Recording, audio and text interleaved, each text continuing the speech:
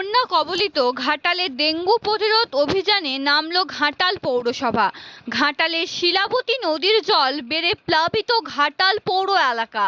বন্যা কবলিত ঘাটালে ডেঙ্গু প্রতিরোধ অভিযানে নামল ঘাটাল পৌরসভা।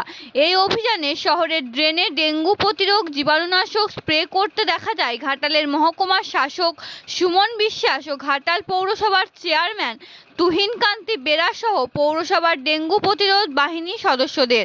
পুরো স্বাস্থ্যকর্মীরা হাতে ডেঙ্গুর প্রতিরোধের বান্নার নিয়ে মহকুমা শাসকের কার্যালয় থেকে ঘাটাল ঘড়ি মোড় পর্যন্ত ডেঙ্গু সচেতনতার পদযাত্রা ও শহর ড্রেনে ডেঙ্গু প্রতিরোধক জীবাণুনাশক স্প্রে করে মানুষকে সচেতন করতে আজকের এই অভিযান। এই অভিযানে লাগাতার চলবে বলে জানান ঘাটালের মহকুমার শাসক সুমন বিশ্বাস।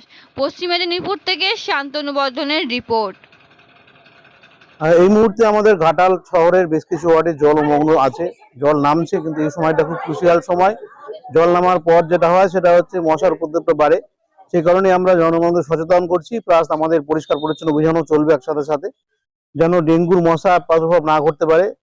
কোথায় এই মশা জন্মায়, কিভাবে জন্মায় এবং কিভাবে এই মশা নাশ করা যায়, সবটাই আজকে আমাদের এই পদযাত্রার মধ্যে বলা হবে। মানুষজনের কাছে লিফলেট দেওয়া হবে, তার সঙ্গে সঙ্গে পরিষ্কার পরিচ্ছন্ন চালানো হবে।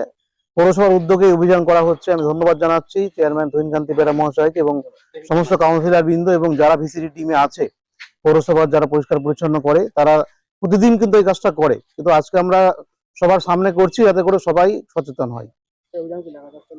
এই অভিযান চলছে, লাগাতারই চলছে, কিন্তু হয়তো এরকম র্যালি আমরা আর বেশি করতে পারবো না, কিন্তু প্রতিদিনই কিন্তু সকালবেলা আমাদের এই টিম তারা শহরের বিভিন্ন প্রান্তে নর্দমা পরিষ্কার করে, স্প্রে ছড়ায়, মশানাশক স্প্রে ছড়ানো হয়, গাপ্পি মাছ ছাড়া হয়, ইত্যাদি কাজ আমাদের লাগাতার চলছে।